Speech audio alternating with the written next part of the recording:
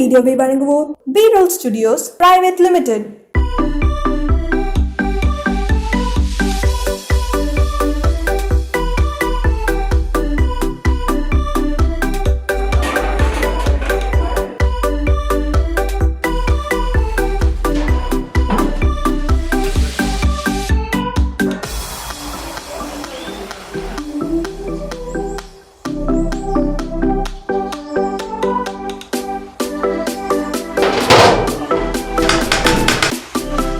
ராமானியான்னு சொல்லி தனி பேரே இருக்குது. ஆம்பூர் பிரியாணி போட்டால் நம்ம கடை தான் ஃபஸ்ட்டாக காமிக்கும். ஆம்பூர் வந்தால் கண்டிப்பாக ராமானியா பிரியாணி சாப்பிட்டுருப்பாங்க. நம்ம நிறைய பிரியாணி நம்ம கட்டிக்காரன் சேனலில் பார்த்துருப்பீங்க நம்ம நேயர்கள் எல்லாருமே. ஆம்பூரில் நம்ம ஷூட் பண்ணுற முதல் பிரியாணி ரஹ்மானியா பிரியாணி. அதுவும் சீரக சம்பா ரைஸில் குக் பண்ணும்போது பார்த்தீங்கன்னா அவ்வளோ டீட்டெயிலாக ரொம்ப ரசித்து சொன்னார். நீங்கள் ரெசிபி பார்க்கும்போதே உங்களுக்கு தெரியும். நம்ம ஓனர் வந்து இந்த ஆரம்பத்தில் 100 வருஷத்துக்கு மேலே கடை நடத்திட்டு வராரு. கறி கூட கிட்ட நின்று பார்த்து வாங்குவாங்க, இலை ஆடு வாங்குவாங்க, அது மசாலாலாம் வந்து அம்மியிலே அரைச்சி போடுவாங்க. ரகசியம்னு ஒன்றும் கிடையாது. இந்த கலரெல்லாம் போட மாட்டோம், பச்சை மிளகாய் போட மாட்டோம், இதெல்லாம் ஒன்றும் சேர்க்க மாட்டோம். நேஷனலாக இப்போ நீங்கள் பார்க்க போகிறீங்கள எப்படி செய்கிறோம் அதே தான், வேறு ஒன்றும் கிடையாது. அரிசி ஊற போட்டுட்டு 2 அடுப்பு பற்ற வச்சிடணும். ஒன்று வந்து தண்ணி, அதில் பார்த்திங்கன்னா ஒரு 30 லிட்டர் தண்ணி அதை சுட வச்சுக்கணும். பக்கத்துலேயே வந்து இன்னொரு அடுப்பு பற்ற வச்சுட்டு 15 கிலோ பிரியாணிக்காக ஆயில்,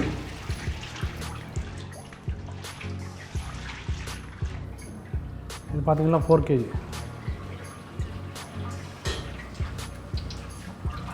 இல்லை மட்டன் வந்து 15 கிலோ செய்ய போகிறோம்.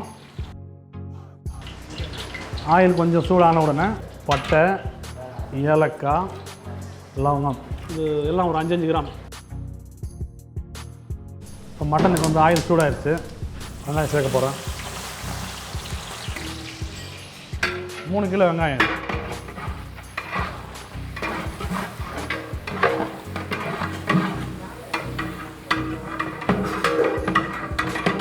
டேஸ்ட் பண்ணிட்டு தான் கஸ்டமருக்கே கொடுப்பாங்க.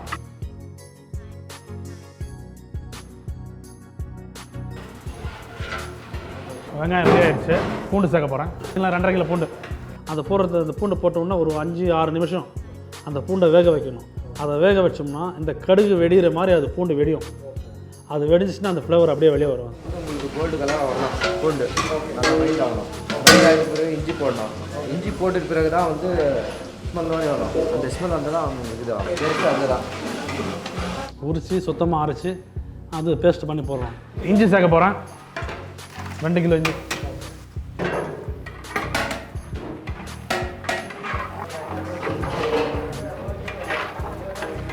நம்ம கடையில் பிரியாணி இல்லைன்னு சொன்னால் கூட அந்த குஷ்காவது வாங்கி சாப்பிட்டு போவாங்க.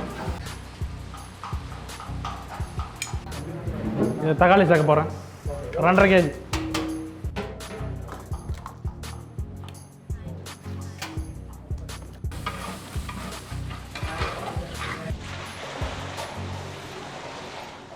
உப்பு சேர்க்க போகிறேங்க. கல் உப்பு தான், அப்போ தான் அந்த அளவு கரெக்டாக வரும். 250 கிராம் வரும். இதுக்கு மட்டும் 250 கிராமு. அது சாதத்துக்கு நமக்கு எந்த அளவுக்கு தேவை அந்த அளவுக்கு பார்த்துக்கலாம்.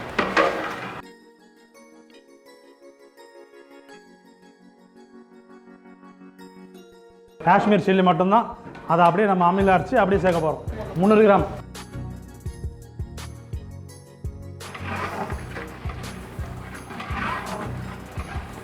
தயிர் சேர்க்க போகிறோம் பாருங்கள். இது வந்து 2.5 லிட்டர் தயிர் சேர்க்க போகிறோம்.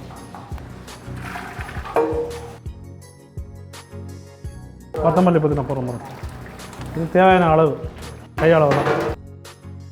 வெள்ளாடு இது வந்து நாங்களே ஆடை பார்த்து கடைக்கு கொண்டு வந்து இப்போ மேலே வெட்டி எடுத்துகிட்டு வந்தாங்க. ரொம்ப சின்னதும் இல்லாமல் ரொம்ப வந்து பெருசும் இல்லாமல் ஏலவட்டமாக கரெக்டான சைஸ் பார்த்து. இந்த 15 கிலோ ரைஸ்க்காக இந்த 15 கிலோ மட்டன் சேர்ப்போம். மிச்சப்படி பிரியாணி வந்து ரகசியன்றதெல்லாம் ஒன்றும் இல்லை, நாங்கள் செய்கிறது தான், வேறு ஒன்றும் இல்லை. நாங்கள் இது ஒவ்வொரு பொருளும் பார்த்து வாங்கி நம்ம பார்த்து செய்கிறதுனால கரெக்டாக வருது. அது பார்த்தீங்கன்னா ஒரு ஆளோட இது வந்து 13 கிலோக்கு மேலே இருக்கும். 14 கிலோக்கு மேலே இருந்துச்சுன்னா அது கரெக்டாக வரும். வெள்ளாடு டேஸ்ட்டு. ஆமாம், சைடு எஃபெக்ட் கூட எதுவும் கிடையாது. வெள்ளாடு சாப்பிட்டோம்னா, அது செம்மலாடு சாப்பிட்டோம்னா கோல்ட் ஆகிடும்.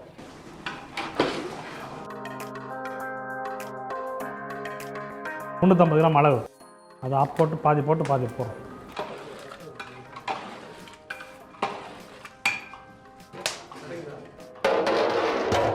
ஒரு 2 நிமிஷம் இருந்தால் போதும். அதாவது வந்து தீ பிடிச்சிடும். அது கொஞ்சம் கலக்கிட்டே இருக்கணும்.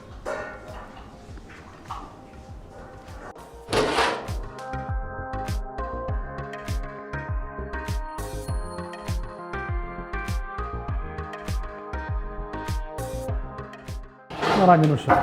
சாப்பிட்டாருங்க. சாதம் மாதிரி பீஸ்குள்ளே சாப்பிட்டாரு. முதட்டிலே சாப்பிடலாம்.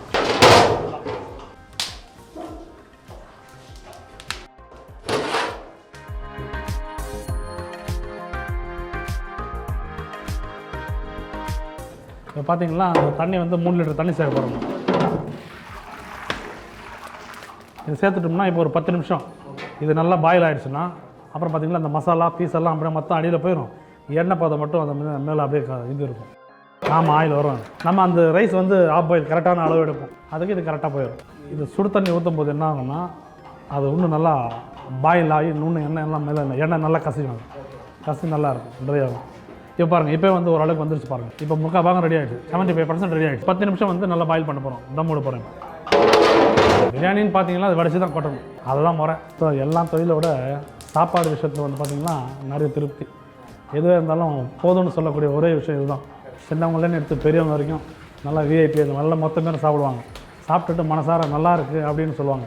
அது சொல்லும்போது நானே வந்து சாப்பிட்ட மாதிரி ஒரு ஃபீல் இருக்கும். நம்ம செய்கிறோம், இது பண்ணுறோம், சம்பாதிக்கிறோம், அதெல்லாம் இல்லை. ஆனால் என்றைக்கு பார்த்தீங்கன்னா கூட அதே ஒரு 10 வருஷம் கழிச்சா கூட நான் ஒரு ஆம்பூர் போயிட்டு இருந்தேன். அந்த பாய் ஒருத்தர் இருந்தார், அவர் கையில் சாப்பிட்டேன். அதுக்கப்புறம் இது மாதிரி சாப்பிடவே இல்லை அப்படின்னு அது சொல்லும் போது பார்த்திங்கன்னா அது வந்து வாழ்த்துட்டே இருப்பாங்க. நமக்கு ரொம்ப சந்தோஷமாக இருக்கும். அது குறிப்பிட்ட அந்த வேகிற வரைக்கும் தான் அது ஆனால் இது இருக்கணும். வெந்த பின்னாடி எடுத்துகிட்டு வேணும். 75% வேகணும். மிச்சம் 25% வந்து தம் போடுறோம் இல்லையா, அதில் பாயில் ஆகும். அரிசி போட்டு ஒரு ஆஃப் பாயில் பண்ணிவிட்டு இதில் சேர்த்தோம்னா ரெடி ஆகிடும். தண்ணி கூட நல்லா கொதிக்குது. இப்போ அரிசி போட வேண்டியது தான்.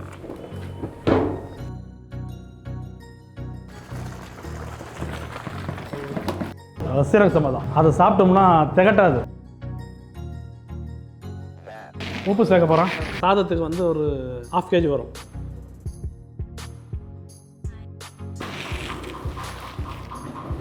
ஒரு 10 நிமிஷம் இருந்தால் போதும்.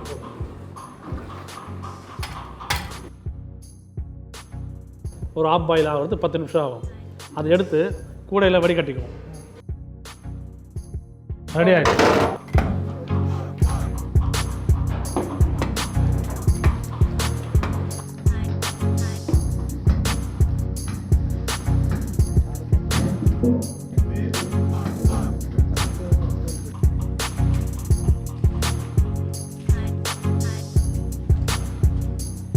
கரெக்டான கண்டிஷன் வந்துச்சு பாருங்கள். இது பார்த்தீங்கன்னா ஒரு 15 எலுமிச்சை பழம், கொஞ்சம் லைட்டாக புளிப்பு வரும். எலுமிச்சை பழம் சேர்க்க போகிறாங்களா. இந்த ரைஸ் பார்த்தீங்கன்னா ஆஃப் பாயில் ஆயிடுச்சு. இது குழம்பு ரெடி. இதை போட போகிறோம்.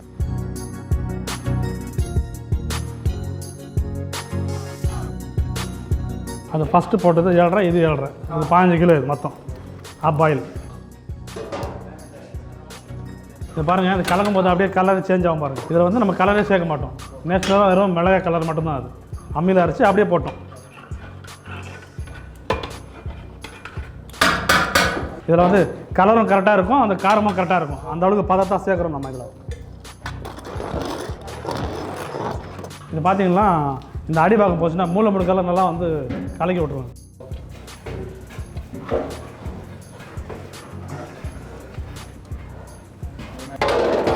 மூடியாச்சு. இப்போ நடுப்பு போகிற போகிறோம். நடுப்பு சுற்றி போட்டுருவோம். அடியில் வைக்க மாட்டோம். அடுப்புக்கு அது குண்டாக்கி அடியில் தீ இருக்கக்கூடாது. இந்த சைடில் மட்டும் இருக்கும், அப்புறம் மேலே போடுவோம்.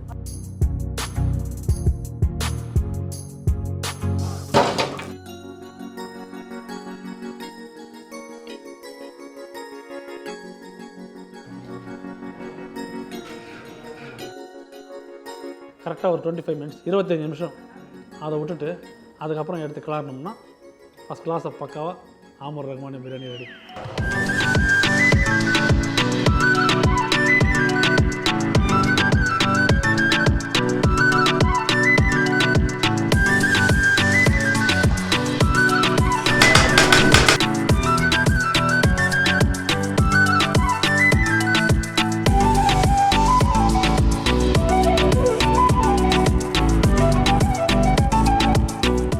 இப்போ ஆம்பூருக்கு நீங்கள் வரத்துக்கு சான்ஸ் இருந்துச்சுன்னா நம்மளோட ரஹ்மானியா பிரியாணி ஹோட்டல் வந்து 2 பிரான்ச்லேயும் டேஸ்ட்டு பார்த்து எப்படி இருக்குது ரிவ்யூ கொடுங்க.